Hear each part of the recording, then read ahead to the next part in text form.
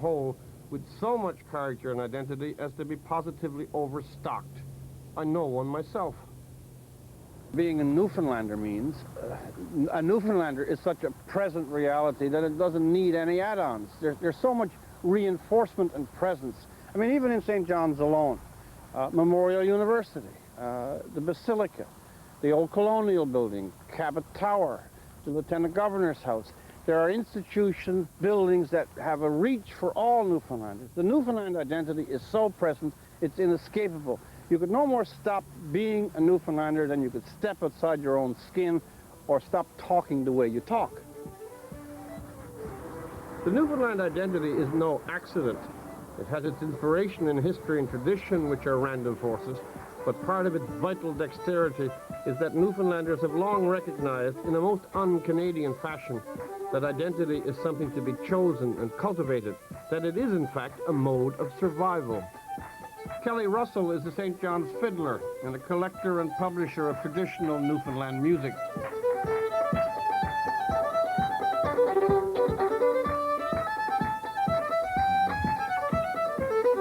What are you doing here? What is this anyway? Well, I've got, two of our famous fiddle players, Rufus Skinchard and Emile Benoit, both of whom have since passed on. I've been transcribing all their music. So I have been working on like the entire repertoire of Emile Benoit is here, written out in musical notation. These are yes, it's all recorded.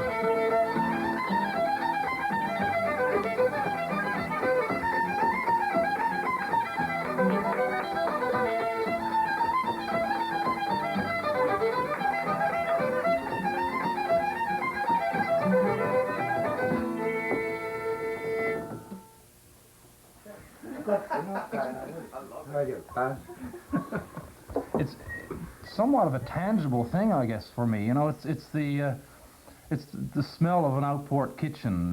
It's that sense you get when you're wandering around a smaller community, or it's the turn of phrase in an accent or a dialect of people. Those sorts of things stir in me a very strong sense of belonging and a sense of who I am, where I came from, and to think that those things may be eroding away and that we may be, you know, coming part of a more sort of wider mainstream culture, I feel very strongly a need to try to hang on to that. What would be lost if that happened? I mean, what goes away if it goes away? What's going to be missed?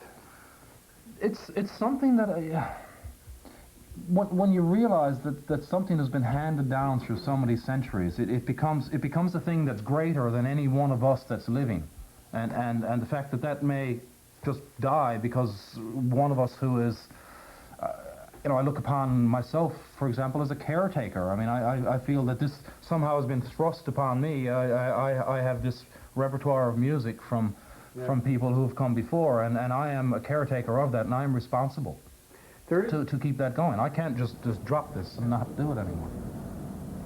Visitors run up against the unmistakable Newfoundland character in their first 5 minutes out of Port-au-Basque. You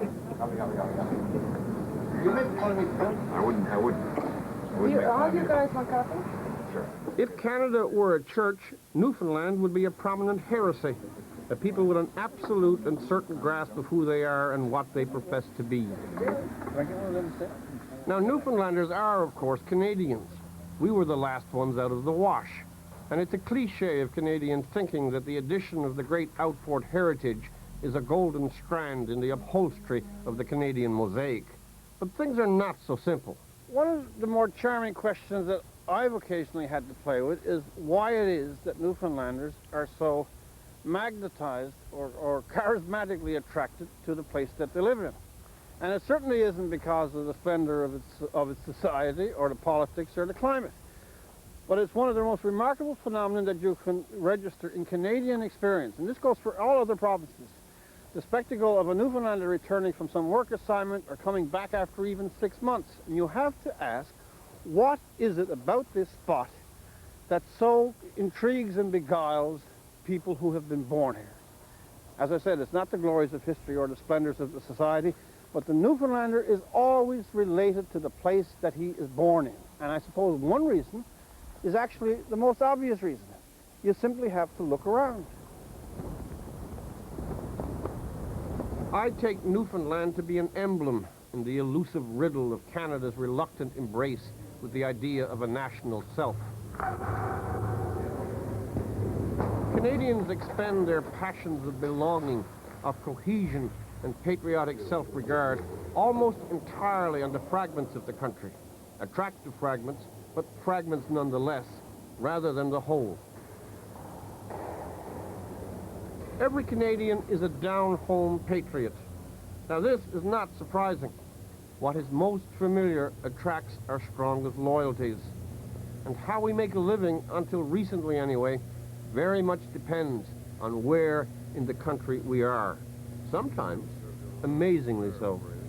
How long has your family been mixed up in this kind of stuff? About 120 years now.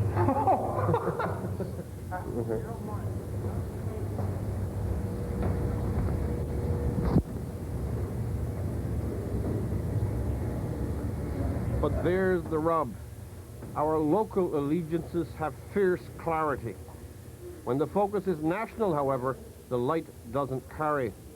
Outside of crisis, the moments of national recognition are few. Our national identity is vague and blurred. We see ourselves collectively, with apologies to St. Paul, as through a glass, dimly. Yeah, you tell the state secrets after about a half hour of this. The truly vivid patriotism of Canada is entirely regional. I don't think the regions are solitudes, but there is no charge of connection or sentiment that runs through all of them, no national charge equal to their separate shining. Oh, hi. How are you? Gee, I'm fine. I'm Sheila. Nice to meet you. Hi, how are you? Nice to meet you. Yes, we got a whole tribe with us. How we encounter so fluid a notion as identity depends, of course, very much on the eye that's seen.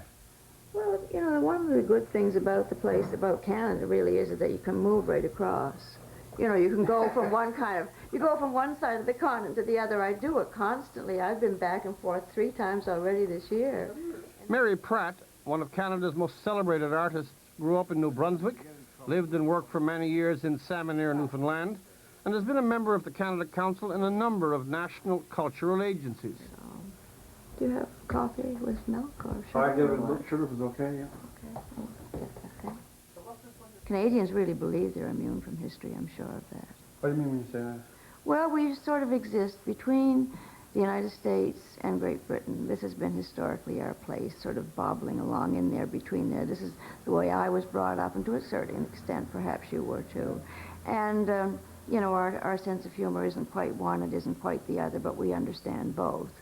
And, but because of that, perhaps, we look at the history of the United States a little, and we certainly look at the history of Great Britain a lot. And Is that a reflex of Canadian attitude in itself, though? well, I wonder. I wonder, too, because I have a feeling it is.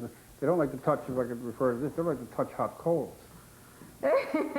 No. They really don't. No, they want to just have a nice, moderate life.